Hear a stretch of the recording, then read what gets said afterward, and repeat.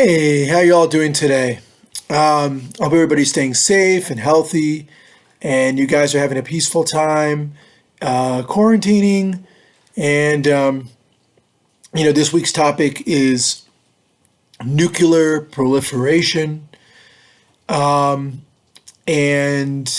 basically, nuclear proliferation just means countries that are gaining the capability to develop and use nuclear weapons, right?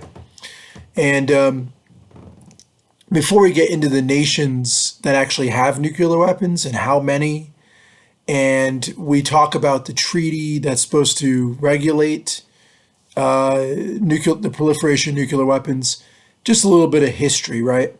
Of course, the race that developed nuclear weapons came out of World War II. What many people don't realize is that the first nation that almost developed nuclear weapons was Nazi Germany, right? Nazi Germany came very close to beating the United States in the race to gain nuclear weapons. That became a high-level plan for Adolf Hitler during World War II to develop nuclear capabilities. And if it hadn't been for a couple key scientists that fled Nazi Germany into the United States, they would have without a doubt beat us to that, right? Now, of course, the US became the first country to develop nuclear weapons for warfare, and we still remain the only nation in the world, right, to use nuclear weapons, right? Of course, we had the two atomic bombs dropped on Nagasaki and Hiroshima, right? Which was incredibly devastating. You all should know, right? It in the immediate blasts, roughly 750,000 people were killed. To put the destruction of the nuclear weapons in perspective, and I'm not saying it's inconsequential, but look how much chaos has erupted about COVID-19, and we're about 25,000 deaths in the United States, right? We're talking in 2 days, almost 1 million people died in two nuclear bombings, right? So it was horrific. Not to mention the long-term effect, right? It's estimated that there were another 5 to 10 million people who died as a result of cancers that they got from the two nuclear weapons. So it was really substantial. In fact, I would argue that you can put America's dropping of the atomic bombs up there with some of the worst war crimes that have ever been committed in history. I would put the two nuclear bombs, in the same vicinity as Stalin killing 20 million of his own people during World War II. Of course, the Nazi Holocaust, Franco's war on his own people, namely the Spanish anarchists. Of course, Japan and Pearl Harbor, and what they did with the rape of Nanking, right, in China. You can put that right up there, right?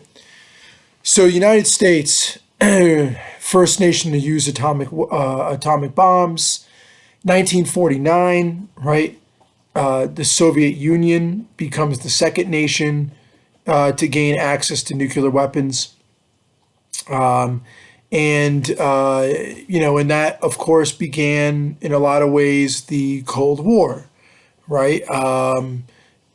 Became kind of a battle of nuclear powers, right? Not long after the Soviet Union, right? Great Britain and France, as a part of the compacts with the United States, alliances, they developed nuclear capabilities. China, right, not long after, developed nuclear capabilities, right? Then in 1970, so up until that point, until 1970, there were only 5 countries that had nuclear weapons, right? Then jump forward to 1970, and the Treaty on Nuclear Non-Proliferation is passed. And that's an agreement by all nations in the world not to develop nuclear weapons, right? And then for the 5 countries that already had them, the agreement was that they would start disarming, meaning they would start scaling back the number of their weapons. And then the third phase allowed for countries to use to develop the peaceful use of nuclear energy, right? Which many countries have since done in that time, right? Now, of course, right, there were some countries who refused to sign the treaty on nuclear nonproliferation, right? Israel, Pakistan, and India, right, all refused to sign the treaty on nuclear nonproliferation.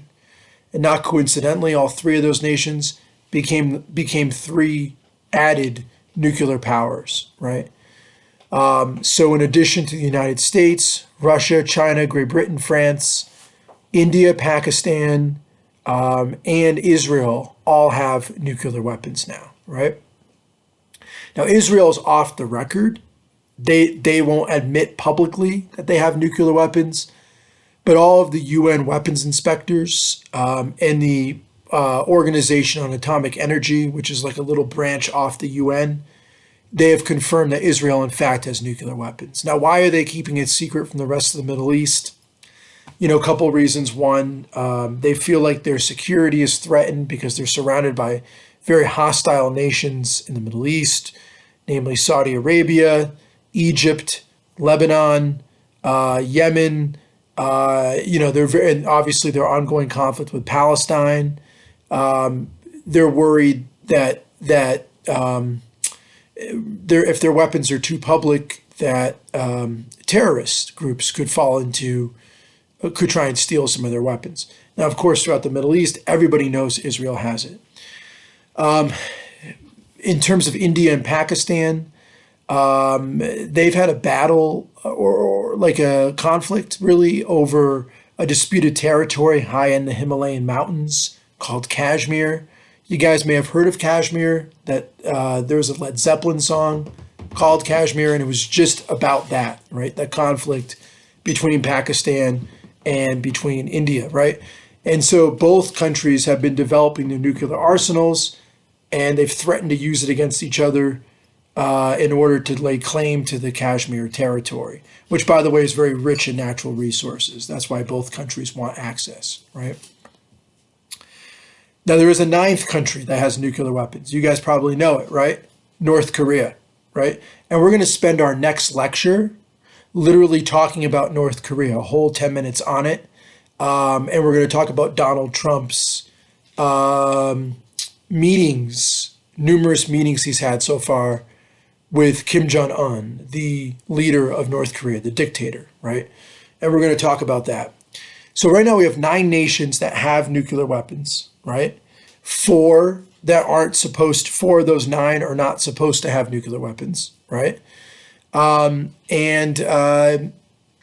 much are we talking they have? Okay, real quick here. The United States has 7,200 nuclear warheads. I'll say that number one more time. 7,200 nuclear warheads. Holy moly, right? And it's estimated, by the way, guys, scientists say that all it would take is 10 nuclear weapons to go off at one time to cause a nuclear holocaust or nuclear winter. We wouldn't receive sunlight for an entire year. So what is the United States doing with that many nuclear weapons, right? 7,200, right? Russia has 7,500 nuclear weapons.